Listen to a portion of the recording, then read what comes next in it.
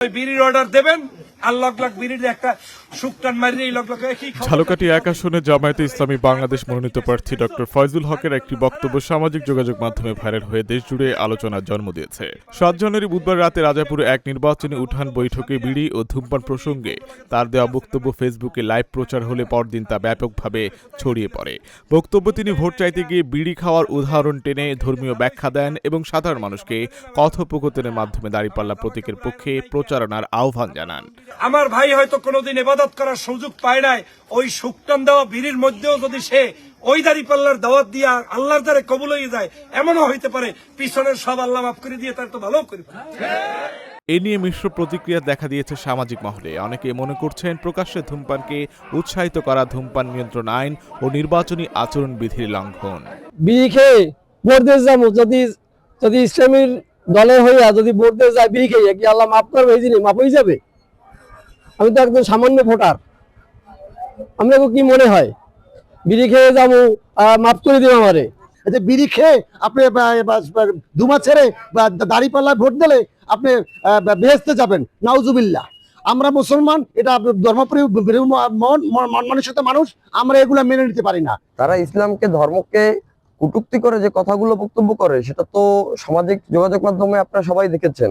আমরা চাই যে তারা সামাজিক কার্যক্রমে দলের আওতাভুক্ত হয়ে দলীয় কার্যক্রমে কথাগুলো বলুক মার্জিত ভাষায়। বিড়ি খাওয়াকে কেন্দ্র করে যদি মানুষের কাছে উৎসাহিত করে ভোট চায়, আসলে আমি এই বক্তব্য সমর্থন করি না। এবং সাধারণ জনতা এবং এই শহরের উচ্চ শিক্ষিত মার্জিত জনতা ভোটার যারা, তারা এই ধরনের বক্তব্য সমর্থন করবে না। ঝালকাঠির সচেতন মহল ও আইনজীবীরাও বিষয়টি নিয়ে সমালোচনা করেছেন। বাংলাদেশ সরকার প্রকাশ্যে ধূমপান করার দণ্ডনীয় অপরাধ হিসেবে বিবেচনা করে আইন করেছে। তিনি তার এই বক্তব্যের মাধ্যমে জনগণকে ধূমপান বা বিড়ি টানার দিকে আরও বেশি আকর্ষিত করবে এবং ভোট চাইতে গিয়ে তিনি জনগণকে বিড়ি খাওয়ার জন্য আগ্রহ প্রকাশ করেছেন। এটি তিনি ঠিক করেননি। ধূমপান স্বাস্থ্যের জন্য ক্ষতিকর। একজন সংসদ সদস্য প্রার্থী কোনো কর্মী এটি বলতে পারে না, এটি তার বলা উচিত হয়নি। তবে এসব অভিযোগ নাকচ করে ডক্টর ফয়জুল হক দাবি করেন তার বক্তব্য ভুলভাবে উপস্থাপন করা হয়েছে এবং তিনি সব শ্রেণী পেশার মানুষের সমর্থন প্রত্যাশা করেন। আমি যখন গ্রামগঞ্জে বক্তব্য দেই, সেখানে স্পষ্ট বলার চেষ্টা করি আমাদের এই গ্রামগঞ্জে অবস্থানরত সকল শ্রেণী পেশার মানুষদেরকে উদ্দেশ্য করে।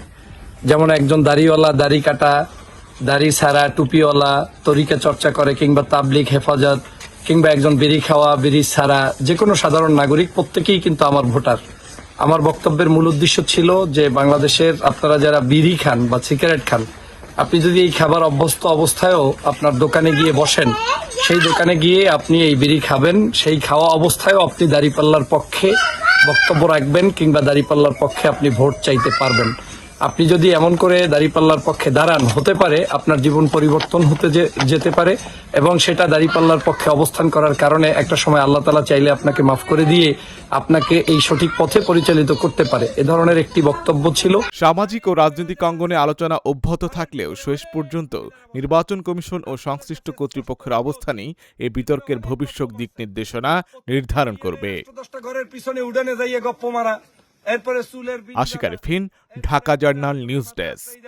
এটা কালচার, কোনো সমস্যা নাই, করবেন, কিন্তু আজকে থেকে একটা মাথাও আর ফিরিয়ে আসবেন না।